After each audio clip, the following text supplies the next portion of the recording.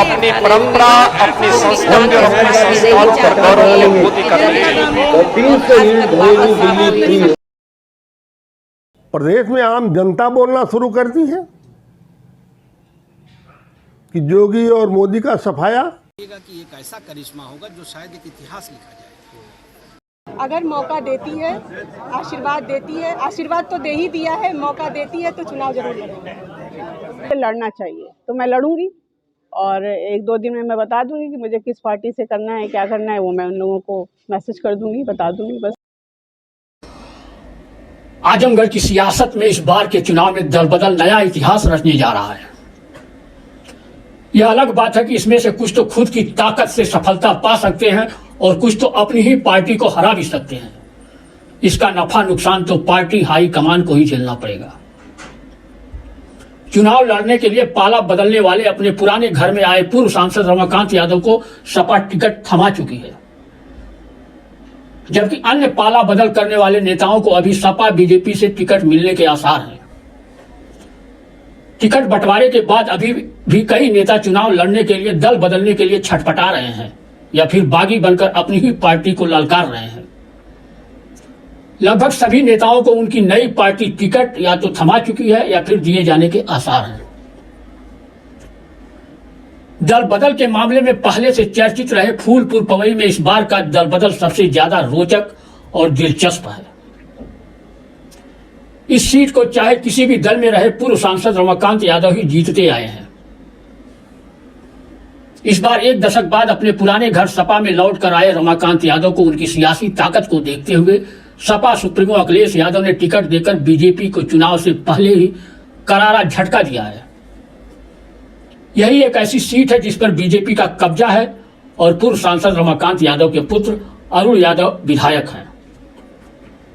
अब सपा ने रमाकांत यादव को टिकट थमा दिया है तो सपा सुप्रीमो अखिलेश यादव के नाम पर 2012 में एक बार विधायक चुने गए श्याम बहादुर यादव की छटपटाहट और बढ़ गई है।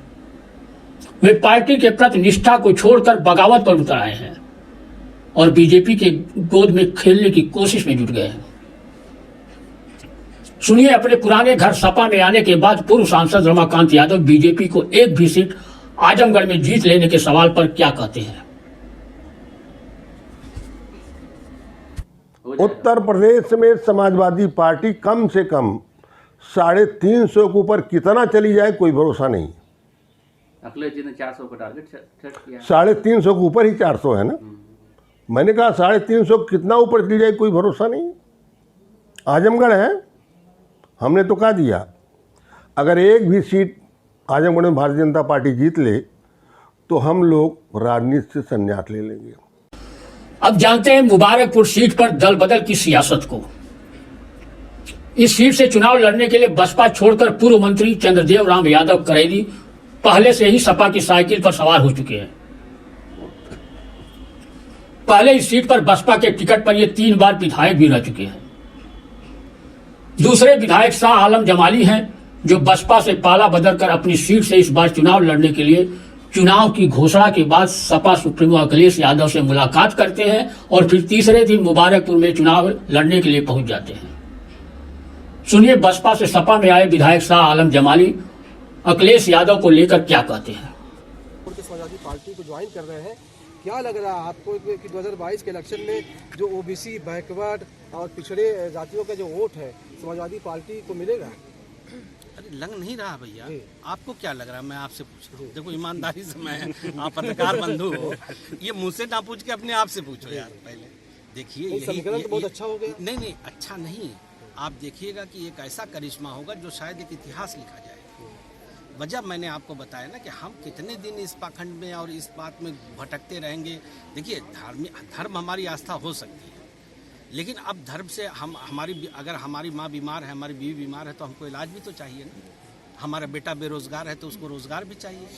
तो ये सब मुद्दे हैं ना। डेवलपमेंट चाहिए हमको, विकास चाहिए, शिक्षा चाहिए। तो अब हम ठीक है, अगर उन कोई मुद्दा ना हो और सिर्फ धर्म का हम व्यापार करके सोचेंगे कि ये दुकान हमारी चलती रहेगी तो कितने दिन तक चलेगी। तो मुबारकपुर बसपा से और भी लोग शामिल हुए हैं क्या समाजवादी में आपके साथ? ये हमारे बसपा के जो सेनापति हैं 30 साल से, अध्यक्ष जिसको बोलते हैं, जो कमांडर होता है, ये मेरे साथ खड़े हैं और इनके साथ मेरे पास वहाँ का 90% संगठन मेरे साथ है। मुबारकपुर सीट से रामदर्शन यादव सपा से पाला बदलकर पहले बीजेपी के टिकट पर भी भाग्य आजमा चुके हैं। फिर बीजेपी से पाला बदलकर सपा में आए और इसके बाद शिवपाल यादव की पार्टी में चले गए। अब शिवपाल की पार्टी प्रसपन से गठबंधन की आस में इस सीट से चुनाव लड़ने की आस लगाए हैं। वहीं सपा के प्रति निष्ठावान पूर्व जिला अध्यक्ष अखिलेश यादव तो चुनाव लड़ने के लिए साइकिल छोड़ने का नाम ही नहीं ले रहे हैं। अब एक नजर डालते हैं सगड़ी विधानसभा में दल बदलू सियासत पर। बसपा से 2017 में पहली बार विधायक चुनी गई वंदना सिंह के ससुर पूर्व मंत्री स्वर्गीय रामप्यारे सिंह पक्के समाजवादी थे। रामप्यारे सिंह के निधन के बाद उनका परिवार पाला बदलकर बसपा के पाले में चला गया। इस बार के चुनाव में पाला बदलकर विधायक वंदना सिंह अपनी सीट से चुनाव लड़ने के लिए बीजेपी का कमल खिलाने के लिए मैदान में दौड़ रही हैं। हालांकि अभी उन्हें टिकट मिलने का इंतजार है। मुझे माननीय मोदी जी और माननीय योगी जी की नीतियों में विश्वास था। मेरी बहुत आस्था थी उनसे और उन्होंने मेरा सम्मान रखा, मुझे आशीर्वाद दिया था। इस तो उनका सफाया होगा यहाँ से। क्या आश्वासन मिला है पार्टी को? टिकट का आश्वासन मिला है? चुनाव की तैयारी की? पार्टी जो निर्धारित करेगी, उन्होंने मुझे अपनी पार्टी में शामिल कर लिया है और मैं इस पवित्र परिवार में आ चुकी हूँ और जो उनका निर्देश होगा, जो उनका आदेश होगा, उसका मुझे पालन करना है। पार्टी आपको मौका देती है तो सगड़ी में कमल खिलेगा? अगर मौका देती है, आशीर्वाद देती है, आशीर्वाद तो दे ही दिया है, मौका देती है तो चुनाव जरूर लड़ेंगे। इधर गोपालपुर सीट पर सपा से विधायक नफीस अहमद को टिकट देने पर पूर्व मंत्री स्वर्गीय वसीम अहमद की पत्नी समा वसीम भी दल बदलने की फिराक में है। इसके लिए उन्होंने अपने लोगों के साथ बैठक कर रणनीति भी तय कर ली है। 2 दिन में घोषणा करने वाली है कि किस दल से चुनाव लड़ेंगी या फिर निर्दल ही मैदान में उतरेंगी। गोपालपुर की जनता आई हुई है। मैडम, आपके द्वारा आज बैठक किया गया और आपका टिकट काटा गया, तो क्या निष्कर्ष निकल के आया है? निष्कर्ष निकला है, मैंने अपने गोपालपुर के लोगों को इसलिए यहाँ पे एकत्रित किया था कि मैं उनसे पूछ सकूं कि मुझे क्या करना चाहिए। तो यहाँ की जनता ने यही निष्कर्ष निकाला है कि मुझे लड़ना चाहिए, तो मैं लड़ूंगी और 1-2 दिन में मैं बता दूंगी कि मुझे किस पार्टी से करना है, क्या करना है। वो मैं उन लोगों को मैसेज कर दूंगी, बता दूंगी बस।